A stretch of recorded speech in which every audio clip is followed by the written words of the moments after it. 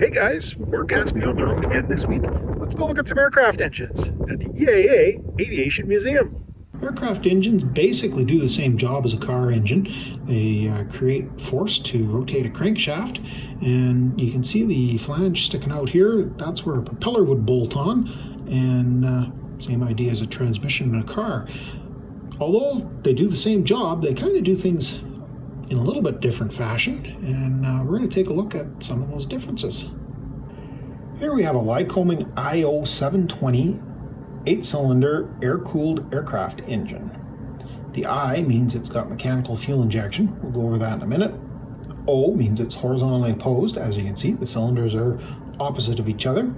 And 720 means it's 720 cubic inches, pretty good size engine.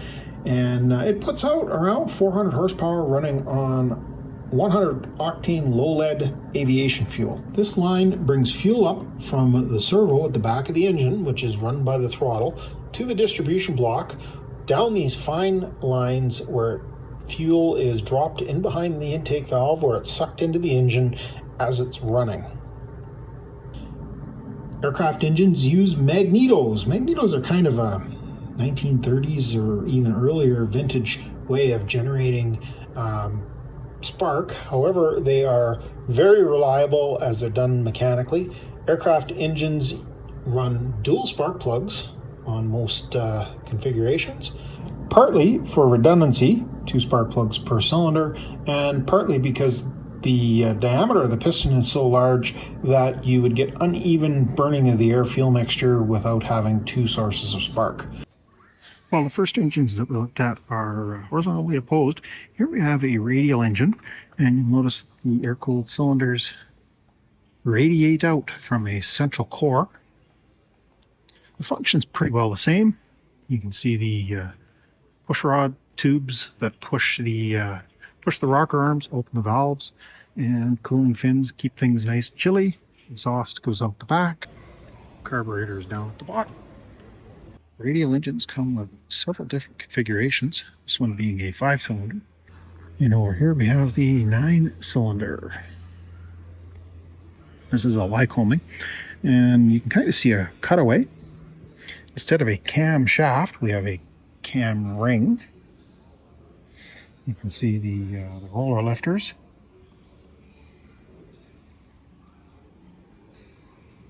We've got our cylinder cutaway here, piston pin and the connecting rod. Another difference between aviation engines and car engines is there's typically more piston rings. You've got the 1 oil control ring and then 3 compression rings instead of the 2 you normally find on an automotive engine. Since aircraft engines don't have transmissions attached to them, you can have a variable pitch propeller. This is a propeller governor, which would change oil pressure going into the end of the main crankshaft and would adjust the pitch of the propeller blades. Back here we have the electromechanical magneto. Spark generation is done up here on the top, and then this works essentially like your distributor cap that sends the energy out to the individual cylinders. The museum here has a very nice selection of different magneto systems.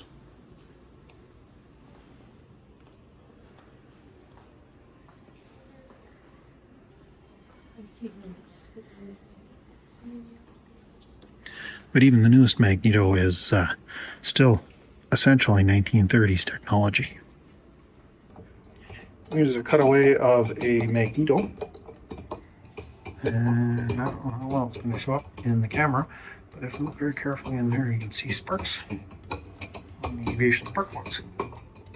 Here we have an Allison turboprop engine cutaway, and turbine engines essentially function very similar idea, 4-stroke cycle, just like a conventional aircraft engine. However, all of the cycles are happening at once. The air comes in the front ram air duct. Air flows through here. Inside of this front section is the compressor section of the engine, which essentially works the same as a supercharger, gear driven. Compresses the air. The air flows down through these tubes into the combustion chamber. So there's your combustion stroke. Comes out of the combustion chamber through the drive turbine for the compressor and through the drive turbine for the gearbox. So this is your power stroke. And then the exhaust dumps out of the exhaust pipe, which is essentially your exhaust stroke. Power comes off of the central shaft, which is spinning several thousand RPM, runs through this gearbox assembly and comes out the front to what appears to be a propeller hub. However, this style of engine is quite often used in a helicopter. Same idea. It would be attached to the rotor transmission in a helicopter. This, of course, spins much slower than the 10,000 or so RPM that the turbine is running at. A little bit of a melding of the car engine and aviation engine is a Corvair conversion hobby. There's a few suppliers out there that sell parts to convert a Corvair 100 horse engine or 110 horse engine over to aircraft use. The Corvair engine, of course, is a very similar concept to an aircraft engine in that it is air-cooled. Speaking of propellers, EAA has a selection of propellers that are spinning around in circles here on the wall. And the sharper of you may have noticed that, hey, that engine is spinning with the propeller. Since this is the best display I can find in the place, we'll show you the rotary engine here. And you'll notice that the propeller is mounted solidly to a small engine. And as it goes around, the valves are opening and closing. Spark plug on the back side to provide ignition. And the ignition would be turned off and on to change the power setting of the aircraft. If you've ever watched any videos from old Ryanbach and you see the rotary powered aircraft coming in for a landing, the engine will be cutting in and out, and that's not because there's a problem with the engine. That's how you change the power setting on these engines. Here we have a Lycoming, I'm guessing 540 six-cylinder engine, but this is a turbocharged engine, and unlike a car that uses a turbocharger to add additional performance going down the road, aviation generally uses what they call turbo normalizing, which as you go up in altitude, the air becomes thinner, and the turbocharger allows you to maintain sea level pressure far higher into the air than you otherwise would just using a normally aspirated engine. This engine also appears to be fuel injected, so it would be a TIO 540. Yeah, here we are. It would be a TIO 540. T being turbocharged, I being injected, O being opposed, and 540 meaning it's 540 cubic inches. Pretty good size six-cylinder engine. Here we have the O235 from Lycoming once again, and this is kind of the, we'll call it the light-duty four-cylinder. Cessna 152 training aircraft would be powered by a O235, and your tail dragger like a Citabria, the base models of those are powered by the O235. This is a lighter duty, more fuel efficient, relatively speaking, and also lighter weight. I believe it's 115 horsepower. Going back a few years to my flight training on that. While this is far too big of a propeller to go on that little Lycoming radial engine that we were looking at earlier, this is essentially the variable pitch propeller. Underneath this paper protector here is a big piston with some heavy-duty springs, and it uses oil pressure from the engine governor to change the pitch of the blades. It works kind of like a transmission, where your fine pitch at takeoff is like low gear in a car. Allows the engine to rev up, gets higher in the horsepower curve, and then when you get into cruise conditions, you would take a little bigger bite out of the air, and you would then be able to cruise at more efficient RPM and still maintain speed. When a single bank of radial engine cylinders won't do, you can get multi-banked. I believe I made these up to 4-bank. This is a Wright Cyclone 3350 engine. It's 18 cylinders, 9 in each bank, and it produces 2,200 horsepower. Pretty sizable amount of energy. Lots going on here at the back. I don't know how well it's showing up in the footage. It's kind of shaded here. Here we have a radial engine with cylinders removed. Depending on the configuration, you'll notice that this is the connecting rod. You have a master rod, and you have a number of smaller ones that come off the slave rods. And the crankshaft in a radial engine only has one crank throw, as opposed to having one for each cylinder or a pair of cylinders like an automotive engine. Here we have the infamous Rolls-Royce Merlin.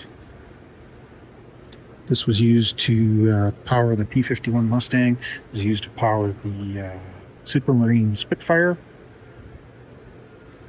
And I'm not sure if the Hawker Hurricane used them or not.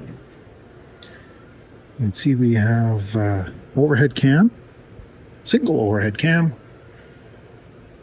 Here's my gears at the back.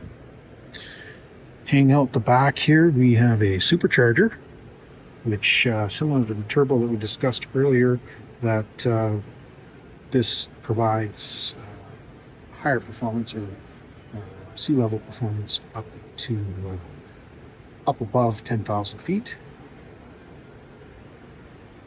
It allowed the P-51 Mustang to do bomber escort duty. I believe they were flying the B-17s at 30,000 feet or 40,000 feet, something like that.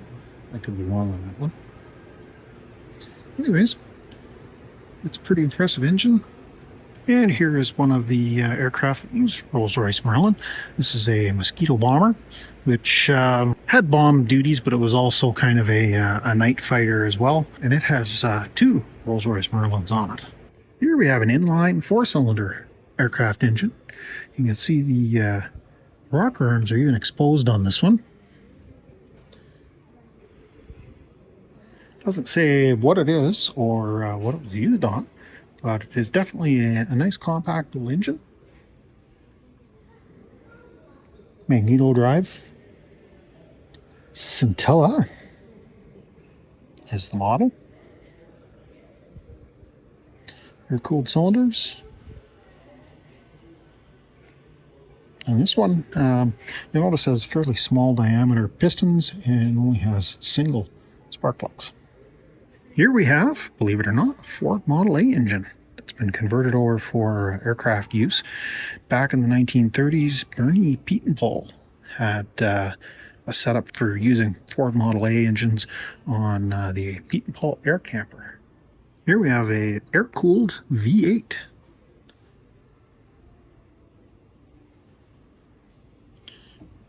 Carburetor up at the top. It's got electric start on it, so it can't be that old. Church V8 is what it says on the label in there. In here. Never seen one of those before. In the later 70s and into the 80s, ultralights became a very common fixture, and a lot of the ultralights were powered with snowmobile-derived 2-stroke, often 1 or 2 cylinder 2-stroke engines. This one appears to be a Rotax of some sort.